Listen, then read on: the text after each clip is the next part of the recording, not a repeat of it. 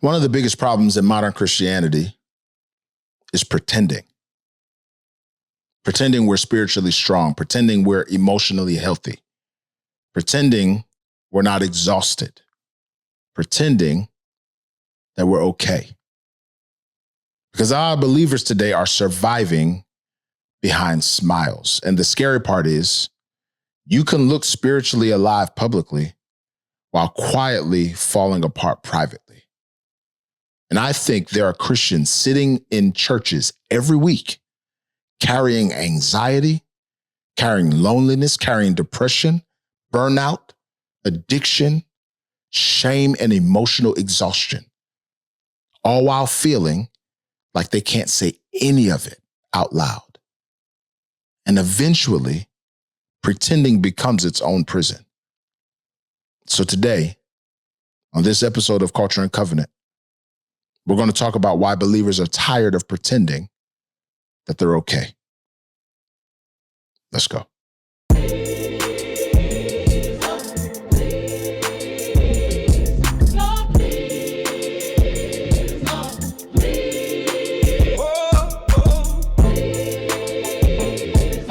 What's going on, everybody? Welcome back to another episode of the Culture and Covenant podcast. My name is Timothy, and I do want to start today with a very difficult question. If you've tuned in already, you know how we roll. And so I want to ask you, I want you to be honest, are you pretending that you're okay right now? Seriously, I want you to think about it. How many of you walked into church this week smiling while internally exhausted? How many of you, when someone said, "Hey, how are you?" said, "Oh, I'm blessed, I'm good." When the truth is, you feel emotionally numb. You feel mentally overwhelmed, spiritually disconnected, and secretly discouraged.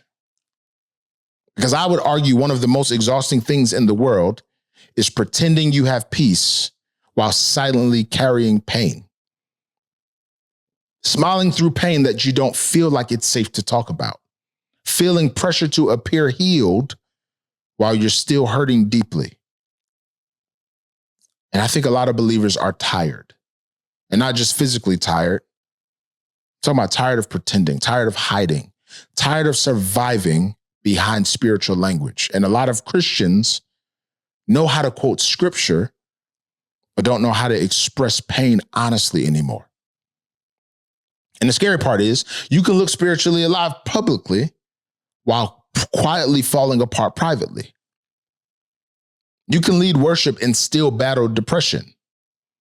You can still serve faithfully and be lonely. You can preach sermons even and still be emotionally exhausted. And somewhere along the way, many believers have learned how to appear okay instead of actually becoming healthy.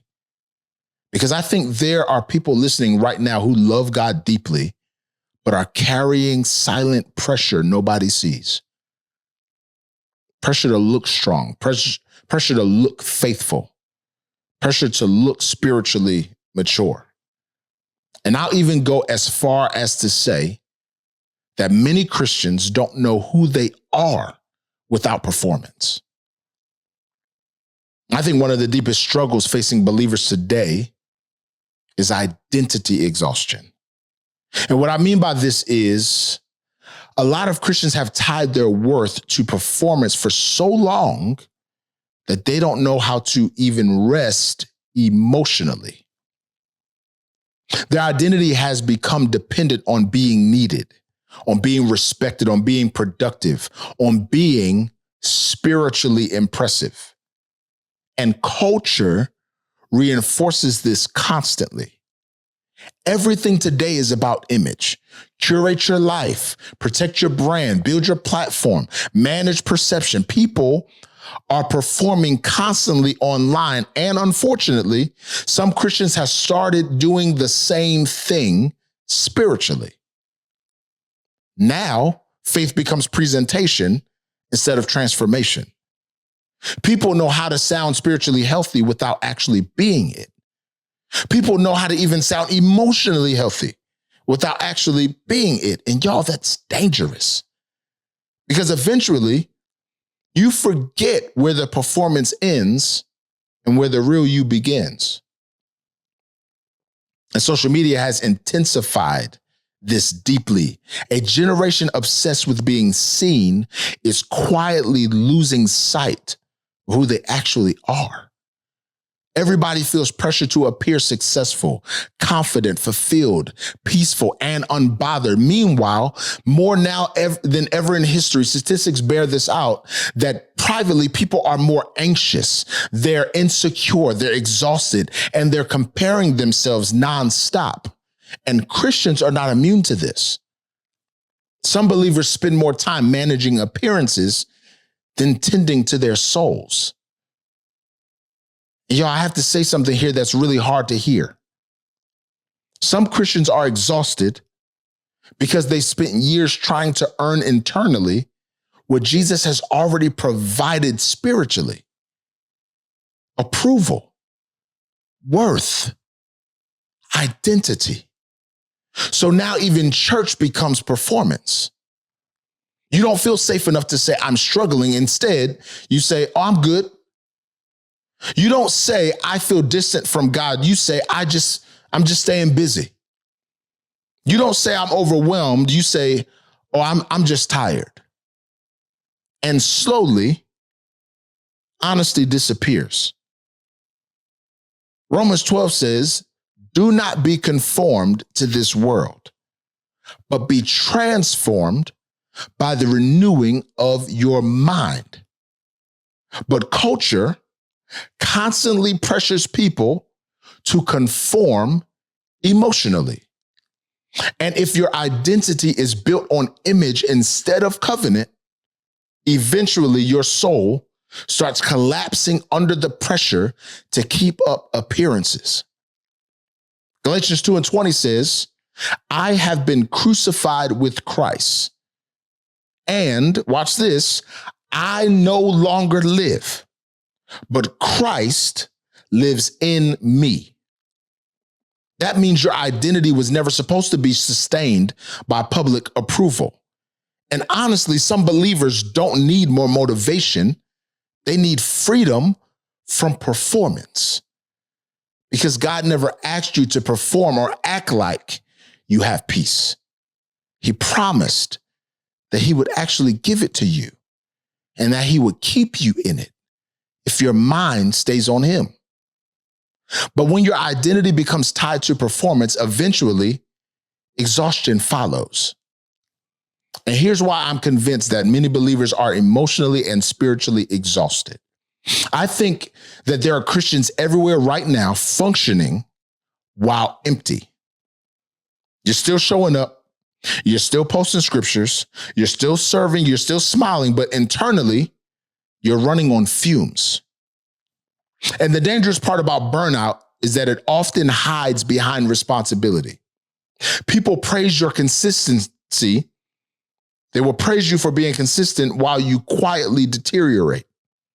And modern culture rewards overworking yourself. Always be available, always be productive, always be reachable. And that is transferred to us doing this even spiritually. And somewhere along the way, many believers started confusing spiritual activity with spiritual healthiness. But y'all, being busy for God is not the same thing as being connected to him. And it's imperative to know the difference, because some believers are emotionally exhausted because they've been carrying things they were never meant to carry alone. Things like financial pressure, things like family pressure, church pressure, ministry pressure, emotional trauma, disappointment. Here's a big one: comparison fatigue. And most people never slow down long enough to process any of it. Y'all, we are constantly overstimulated. Our phones are always buzzing. The news cycle is nonstop. Social media endlessly feeds comparison, outrage, fear, and distraction. People don't even know how to just be still anymore. Silence feels uncomfortable now. See? And because silence feels uncomfortable, people stay distracted. But distraction delays healing. And some believers are drowning in noise because quiet moments force them to confront what is happening internally. And honestly, a lot of Christians are tired of carrying pain while pretending that they're spiritually okay. Some people are emotionally surviving and not spiritually thriving. And church culture can unintentionally make this worse because sometimes believers feel pressure to always sound victorious, always positive, always strong, always full of faith. But what happens when someone genuinely feels broken? What happens when someone is praying and still feels exhausted? What happens when someone loves God wholeheartedly and still battles anxiety? Can the church make room for honesty? Because y'all, at least according to my Bible, Jesus never rejected broken people. And watch this, he confronted pretending far more often than he confronted pain. Y'all think about that for a second. Yes, Jesus had compassion for wounded people, but he also consistently challenged performative religion. And I think many believers are silently asking, can I even be honest without being judged? Psalm 46 says, be still and know that I am God. But stillness feels threatening to people who have learned to survive through constant movement. And maybe that's why some believers are burning out, because they've been living in spiritual survival mode for so long, not resting, not healing, not slowing down, not even knowing how, just coping. But eventually, coping doesn't work anymore. And this is why spiritual rhythms matter. That's why in a day like today, and especially in a day like today, prayer still matters. Rest still matters. Sabbath still matters. Healthy boundaries, y'all, they still matter. Not because they make you religious, but because your soul was never designed to live under nonstop pressure. And some of you listening right now do not need another fix-it formula. You need to give yourself permission to breathe. Just take a second, my brother. Take a second, my sister. Breathe again. Take a second and just breathe. And since we know that identity confusion creates instability and burnout creates numbness, then that means I have to talk about isolation, because isolation makes people suffer silently. And I think this might be one of the deepest hidden struggles in modern Christianity, because now more than ever before, many Christians feel completely alone. We have never in history been more connected digitally, yet simultaneously, we've never in history been more emotionally disconnected from ourselves and one another than ever before. And one of the saddest realities in the church today is this: many believers are surrounded by people, but are deeply unknown. You can attend church every week and still feel emotionally isolated. You can serve faithfully and still feel unseen. You can have Christian friends and still feel like nobody actually knows what you're carrying. because many people have learned how to survive conversations without authenticity. Watch this. They've even learned how to contribute in conversation, something that feels meaningful without ever actually having to contribute something that is real. And meanwhile, we're privately battling addictions and fighting depression and struggling with lust and questioning ourselves and emotionally unraveling. And all of this alone, especially men. I'm not trying to negate my sisters, but a lot of men are suffering quietly because vulnerability feels unsafe culturally. So instead of opening up, men tend to isolate emotionally. And isolation is dangerous because pain grows much quicker in secrecy. That's why pretending becomes so destructive, because eventually people stop believing they can be loved honestly. And so they feel trapped in maintaining an image. And some believers are exhausted, not just because life is hard, but because pretending is hard. It's hard to pretend that you're okay when you're not. It's hard to pretend that you're strong when you feel weak. It's hard to pretend that you have peace when internally you feel so overwhelmed. That emotional disconnect, that is draining. And unfortunately, modern church culture can sometimes reward appearance more than it rewards honesty. We celebrate polished spirituality. But what about honest spirituality? Can someone admit, I'm struggling? Can your brother or sister say, I feel lonely?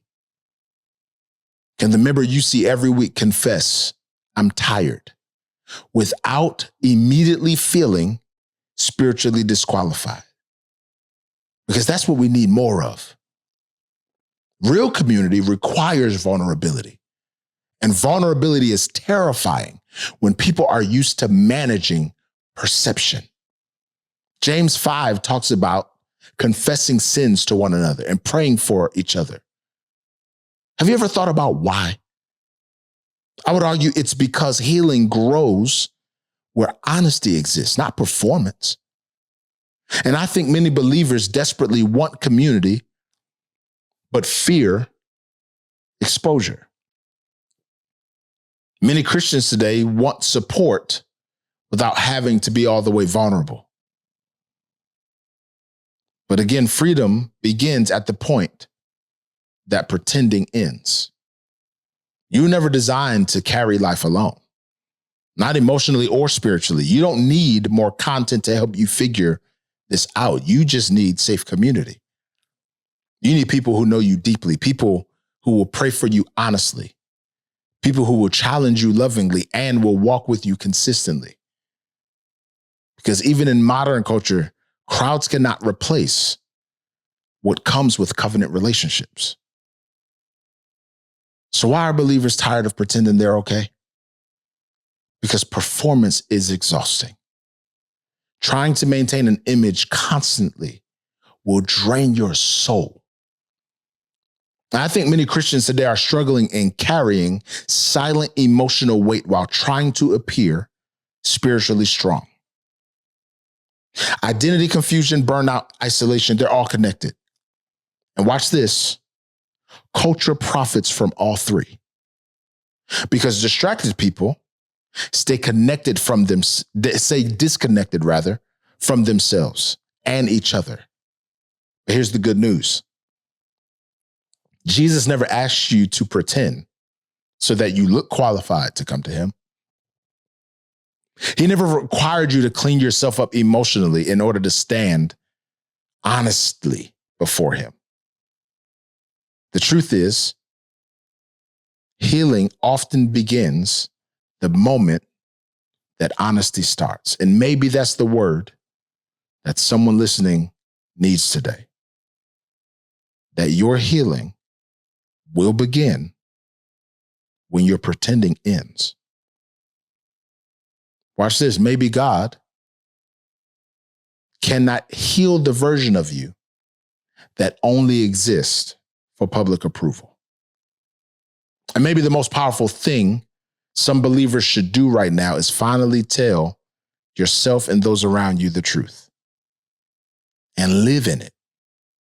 No more performative strength, no more fake peace, no more hiding behind church language. Just be honest. Be honest about the exhaustion. Be honest about the anxiety. Be honest about the loneliness. Be honest about the pressure.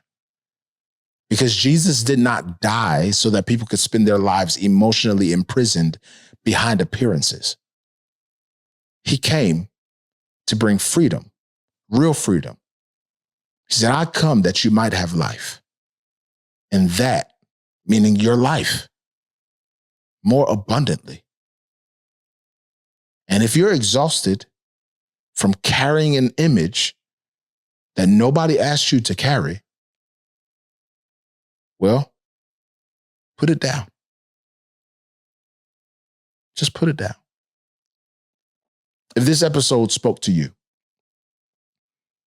share it with somebody else who needs to hear it. And I'll leave you with this. Jesus never asked you to hide your wounds to come near him. Now, let me add, he's not impressed by the version of you that performs well while suffering silently. He asks for you to come to him honestly. He wants the real you. Thanks for listening to another episode of the Culture and Covenant podcast. We'll see you next time.